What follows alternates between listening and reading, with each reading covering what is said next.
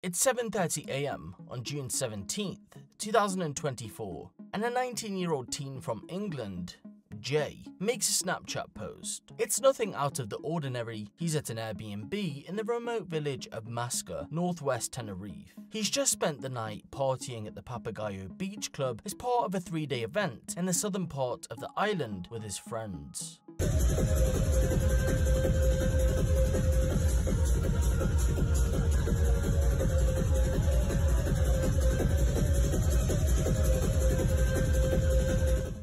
A few hours before the Snapchat is taken, Jay's friends, Lucy and Brad, who he's been partying with, decide to call it a night. They want to head back to their apartment complex that's about 3 miles away from the beach club. However, Jay doesn't want to. Instead, he insists he wants to continue partying with 2 fellow Brits he met earlier on that night. Both Lucy and Brad try to convince Jay to go back to the apartment with them, but he refuses, and so eventually they leave.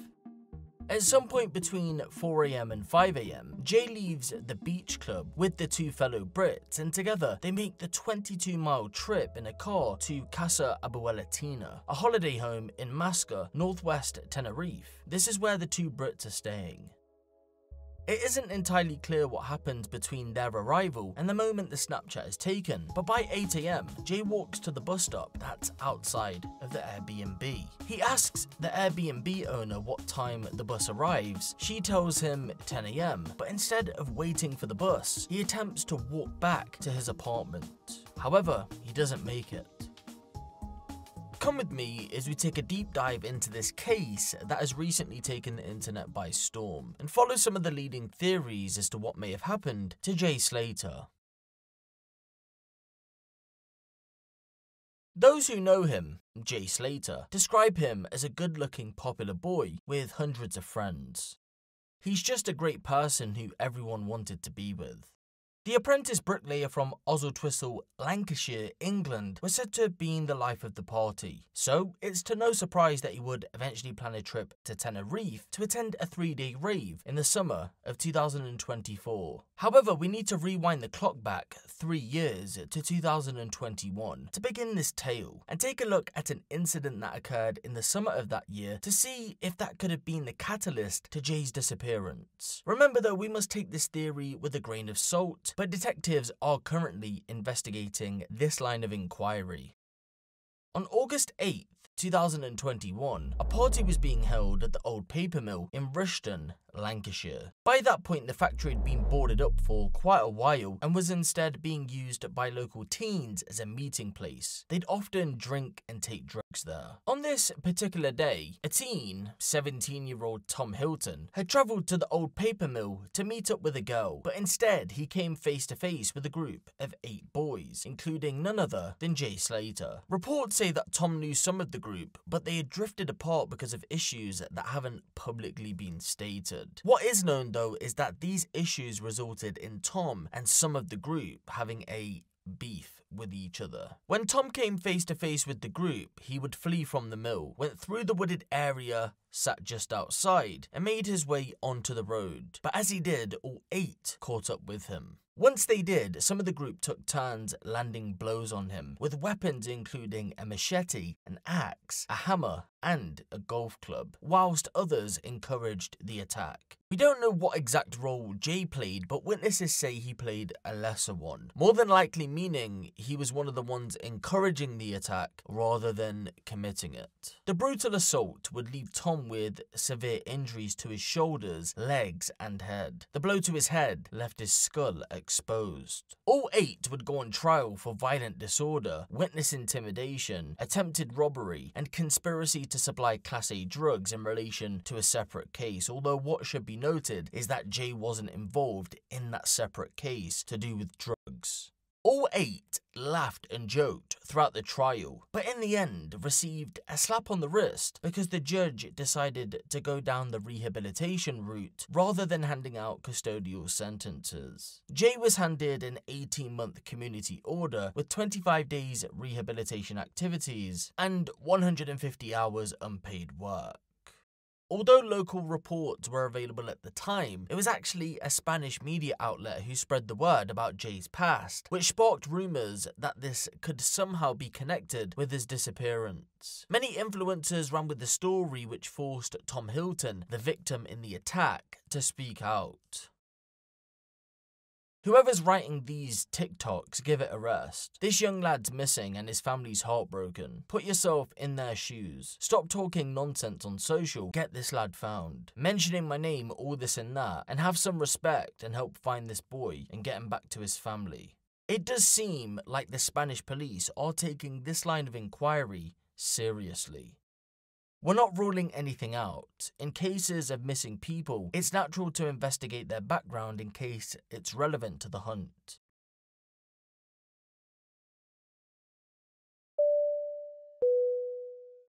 On Wednesday, the 12th of June 2024, 19-year-old Jay Slater touched down in Tenerife, one of Spain's Canary Islands. He had gone for one reason and one reason only: to party. In 2 days, he and 3 friends would attend a 3-day party weekend hosted by NRG Dance Festival. The festival initially included beach, pool and boat raves in both the day and night, but due to logistical reasons, the boat raves would never take place. That wouldn't matter though, because the weekend ahead was about to be one hell of a ride. When he arrived, he checked into his ground floor apartment at the Paloma Beach complex. That sits within the south of the island. The apartment was being shared by not only Jay, but also his friends, Brad Hargreaves, Lucy Law, and Brandon Hodgkin. It isn't entirely clear what the group got up to over the next couple of days, but we do know that when Friday arrived, they headed over to the Xanadu venue at about 6 PM to kick off the party weekend. That specific event finished at around 2 AM. On the Saturday, a daytime pool party was held at the Hard Rock Hotel. Images that have surfaced within the past 24 hours show Jay with friends in good spirits. As the day turned into the evening, the group headed back over to the Xanadu venue for a night of partying. Up until this point, Jay had been following his mother's advice. Be careful and have your wits about you. He had been with friends, and when he wasn't, they could reach out to him via his phone. He was being as responsible as he could on a party island. However, when the Sunday came around, the final day of the event, Jay would end up doing something that would ultimately lead to his disappearance. And had he continued to do what he was doing in the days before, we probably wouldn't be covering this story today. So, what happened? Well, the day started off like the others. The group went to a daytime rave and then in the evening went to an after-party event. But this time it wasn't at the Xanadu venue, it was at the Papagayo Beach Club, a club that sits at the end of the infamous Veronica's Strip. The Strip is home to numerous bars and clubs on the south of the island. It's a drug dealer's haven.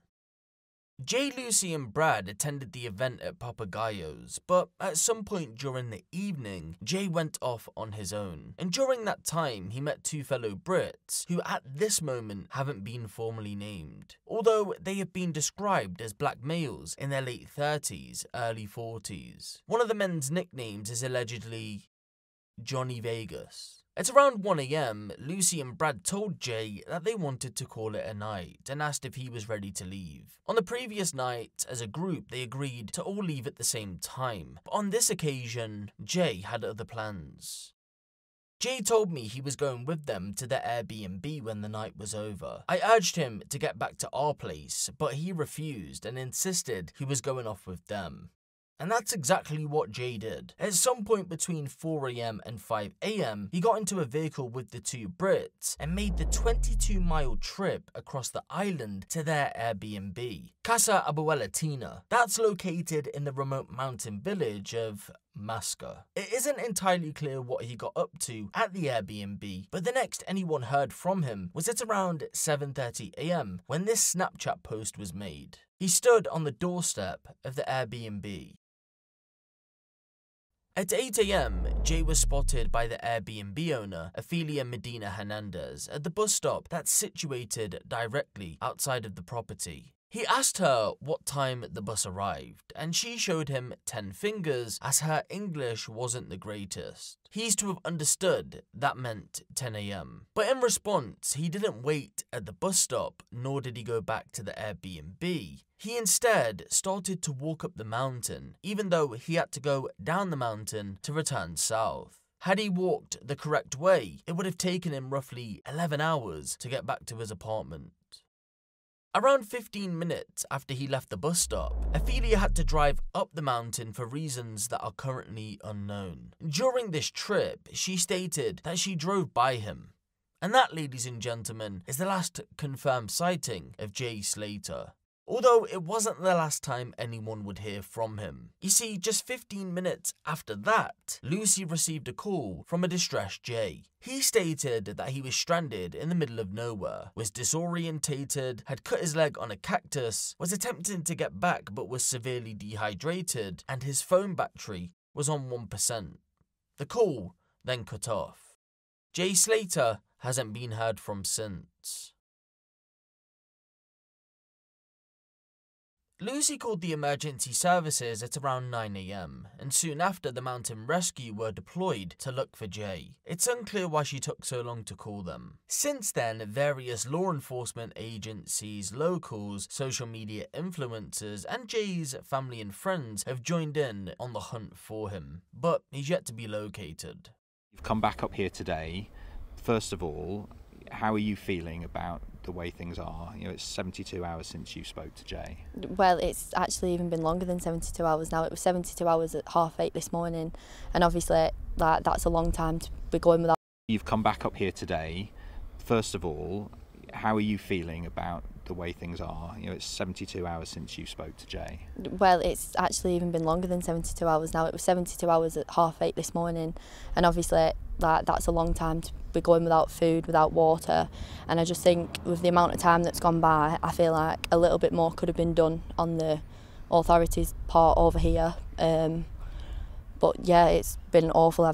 Honestly, I've never been so worried in my life. Like, it's just the unknown as well. Like, you don't know what's happened. You don't know where he's gone. Like, his last drop pin wasn't even on a road. Like, there's a reason he's gone off road, I think. Like, why has he not carried on the path? He's not a stupid boy. Do you know what I mean? Like, he would have stayed on the road. Like, it was at 8 AM as well. So, well, just after 8 AM.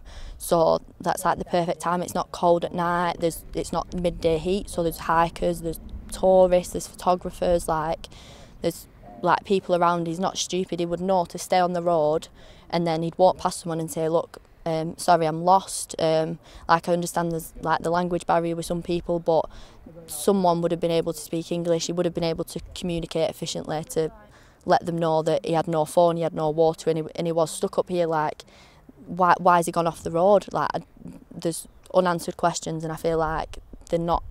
I feel like they are doing some things, but I feel like they could try better to find out what's going on. Describe Jay to me, what his personality's like. We did that festival for 3 days. We do one day festival. I'd be tired, rough in the morning. He's waking up fresh to go and do it all again. It's just everything we've done like that. He's just been, I don't know, I can't explain him. He's just different. He's excited. He's got a zest for life. He wants to go and enjoy every moment to the fullest. Yeah, he does, and he does that. He did that anyway.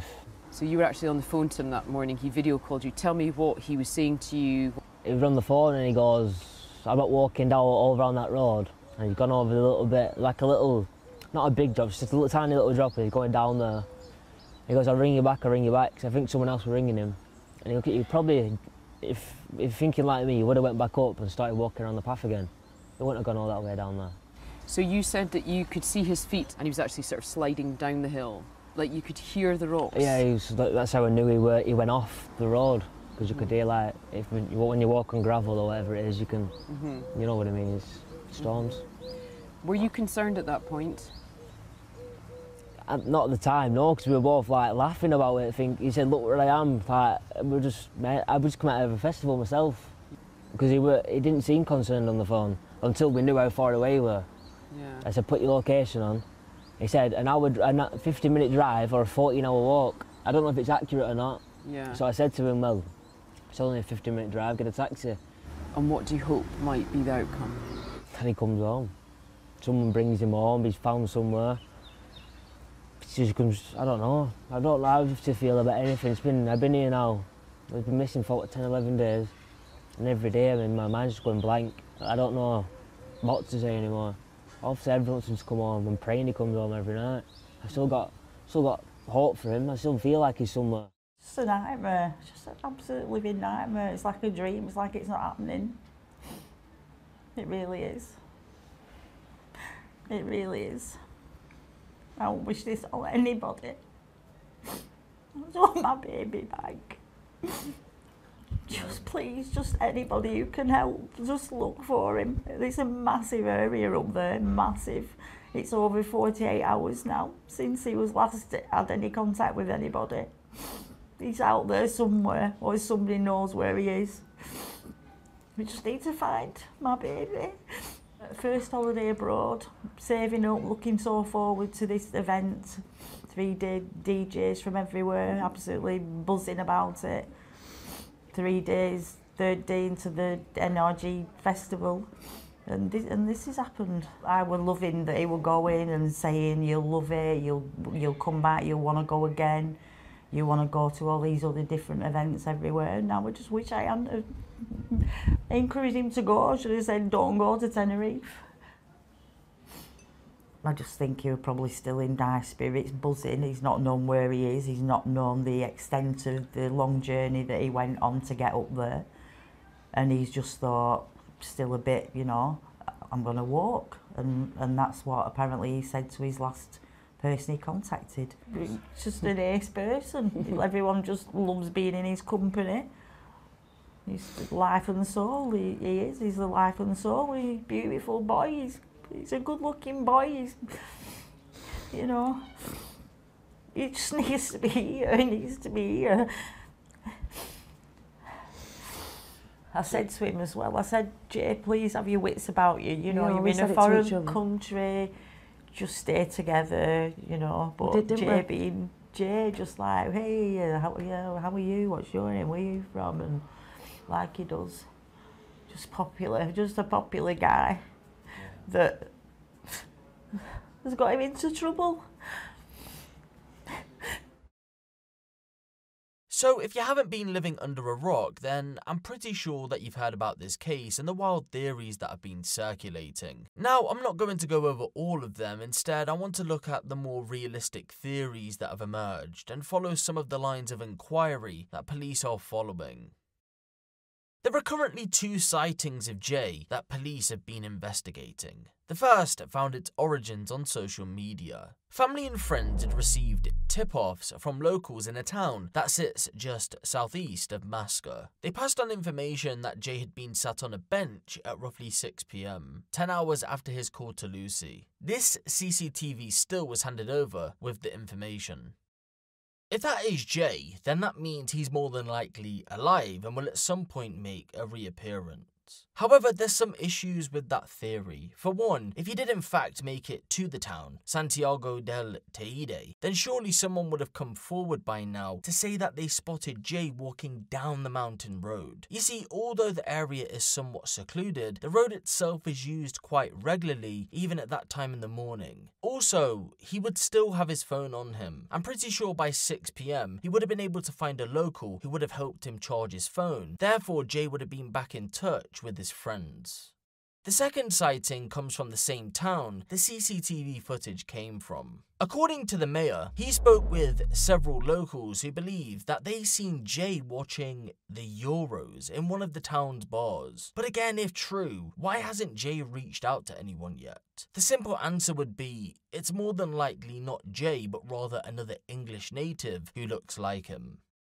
The 3 strongest theories out there are that he's either been kidnapped by a drugs gang, this is some sort of revenge attack from his past, like I explained earlier on in the video, or he tried to take a shortcut down the mountain and ultimately fell to his demise. The last theory pretty much explains itself, which is the most logical in my opinion, but let's explore the first theory for just a moment. It isn't entirely clear where this theory originated from, but it's more than likely linked to the article that was published about his involvement in the attack on Tom Hilton. In the article, it's made to look as if Jay was sentenced for conspiracy to supply Class A drugs, but he wasn't actually sentenced for that.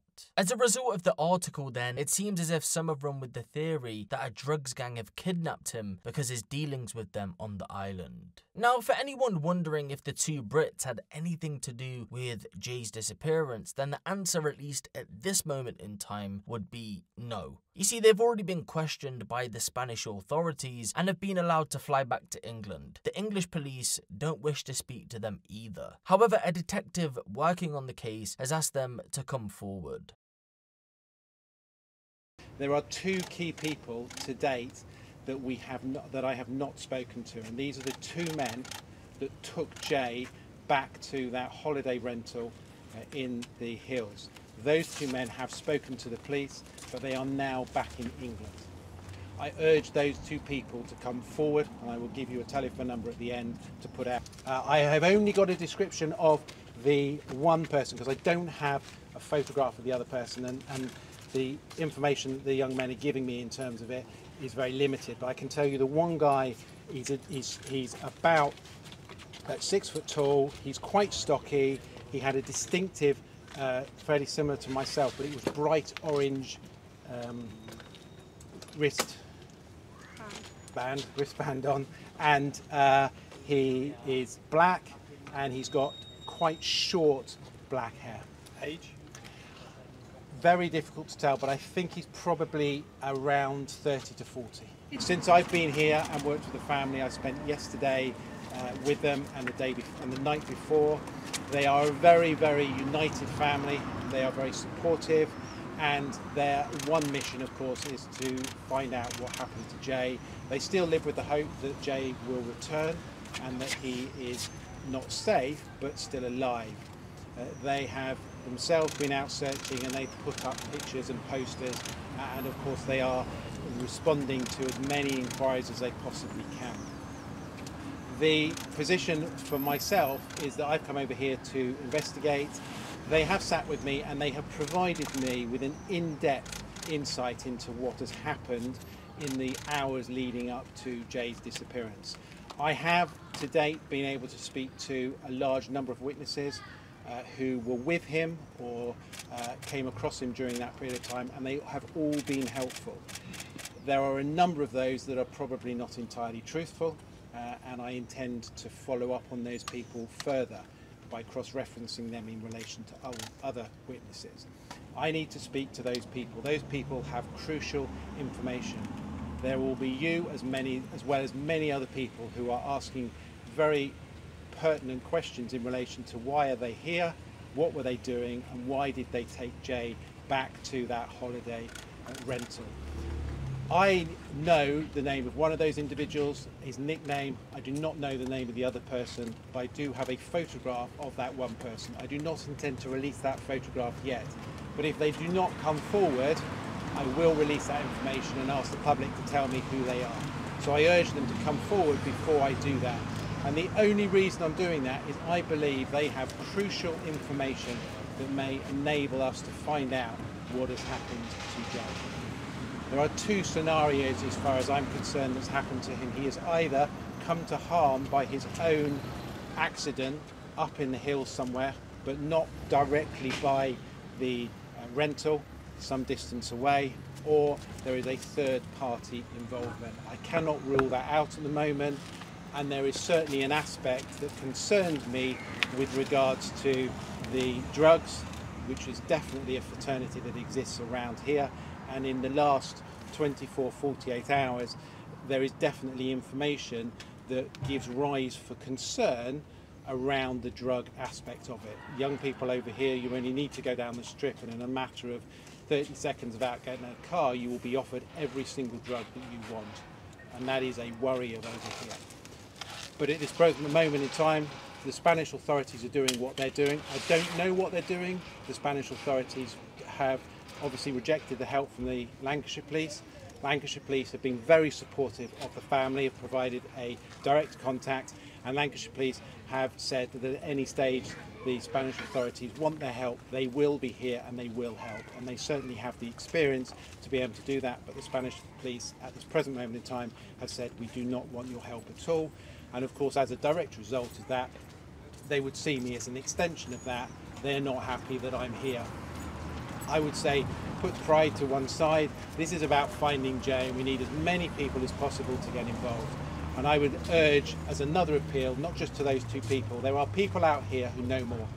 There are people out here who have information, who have seen Jay, who had contact with Jay whilst he was here. If you were in those clubs on that evening or in the early hours of that morning, please come forward and tell us. You may be reluctant to pass that information to the police, but please use a hotline that we will circulate so that people can give us that information. I think the problem is that the starting point of this investigation for the Spanish authorities has been one of a missing person. I don't know whether that has increased or whether it's decreased. From a starting point, if this was in the UK, I would have started investigating as a critical incident, and I'd have done everything so that you can secure the potential crime scene or the last location, and then of course you can come back down. Once you've lost evidence, you've lost evidence. They are back in the UK. They may, out of freedom, come back if the Spanish authorities ask them, but at this present moment in time I haven't had the opportunity to talk to them. I can talk about other witnesses who are instrumental, and there's lots of names being mentioned. Those people are cooperating fully and have said that at any stage, if the authorities want them to come back to Spain, they will do. He has either come to harm himself as a result of moving away from the area, so it's either, I do not believe that he is in that close proximity to the rental. It's a very easy area to search. If he has come to any harm, it's either the other side of the lookout point, or it's a bit further down towards the town. It's one of those areas here, and obviously the longer it goes on and the more days that pass and the continued search, because the police are searching very, very well. They've got mountain rescue, there's lots of people up there. He will be found. If he's not found, then of course it brings that other element, which is the third party. I have received information. There is no doubt an underworld here. There is an undercurrent here. There is a big drugs fraternity. I can't tell you at the moment whether that has an impact. I've only been here for less than 48 hours. But what I can tell you is the information I currently have, and the family have shared everything with me, and I've got lots of messages, lots of WhatsApp chats and everything. That is a line of inquiry. So the two men were over here. They were in the bars, in and around the strip area. They were certainly there for 2 days. That we know definitely that they mixed with Jay and Jay's group of friends that were there. They spent a number of time in the bars drinking. They say that they drank Hennessy, which was their preferred drink, and there was one person who was a slightly bigger guy, was much more chatty than the other person.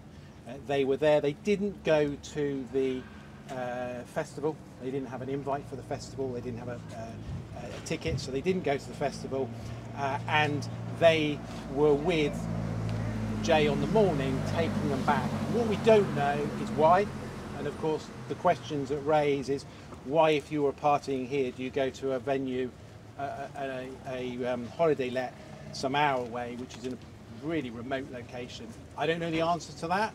I don't know who they are at the moment, but my focus now is to find those people. I have a photograph of them, and I know that the power of the internet will very quickly, if I put that image out, we'll find them. But I'm giving them the opportunity to come forward.